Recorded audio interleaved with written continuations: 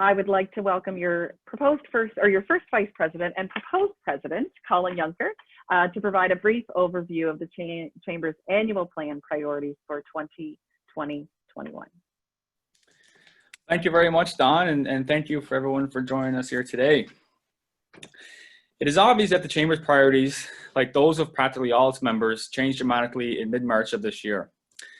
Like most organizations, the Chamber had a well-developed and well-thought-out strategic plan designed to ensure we provided support to our members in the then growing and thriving island economy.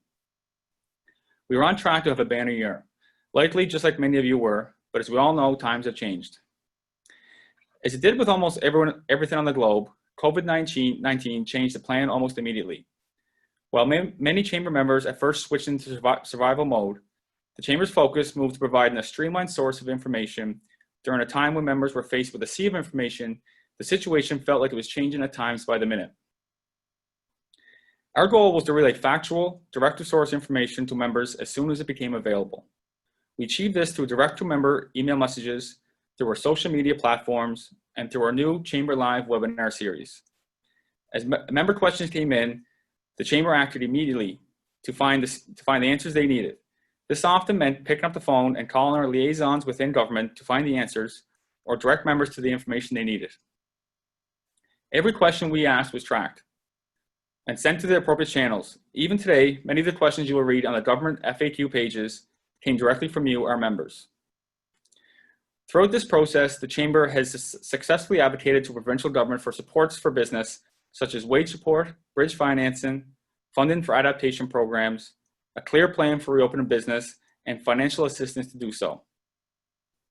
When reflecting on the support programs for business during this time with our Chamber colleagues across the country, those from other provinces looked at our supports with envy and asked how we were able to have this level of support in such a quick turnaround time. One answer to this is that our small and nimble size worked in our favor. But more so, your Chamber was there every day and every week, working behind the scenes to make sure you had the help you needed to get through this time.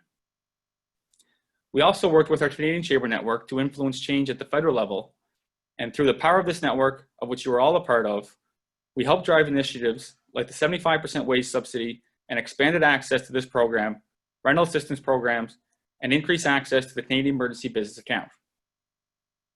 Now, as we all begin to lift our heads and enter the reopening and recovery phase of COVID-19, the Chamber is supporting its members by advocating that businesses and borders open as quickly and safely as possible. We are also again providing a direct line of communication for members with public health officials through webinars, roundtables, and by acting as a liaison between the business community and the Chief Public Health Office. Thus, our priorities for 2020, now more than ever, are your priorities for 2020. In the short term, we'll be looking to the membership to tell us what you most need from us to successfully navigate the new world. Our primary roles of advocacy and networking remain, but will be changed, particularly the latter. We may be advocating for different things than we expected to be advocating for, and our networking events will of course, take on a completely different feel for the short term, as will a lot of your business activity. At this point, it is still early to attempt to describe what this difference will look like. As will be the case with your own operations, the Chamber will likely try different methods of providing you with those networking opportunities you value so much. Some of these methods will be more successful than others, and some will evolve as time goes on and attitudes toward the virus and its perceived risks change. One thing that we do know for certain is that our business community is strong. They are determined, and they have the grit and perseverance to get through this time. The Greater Charlottetown Area Chamber of Commerce is a 135-year-old organization and has endured a lot over its tenure, including the Spanish flu pandemic of 1918. During this period, we would have been a young 37-year-old organization. While this has likely been one of the most challenging times of all our careers, this pandemic has allowed the spirit of the business community to shine through. We continue to be in awe of the new, innovative, and creative ways our members adapted and continue to deliver service to its members.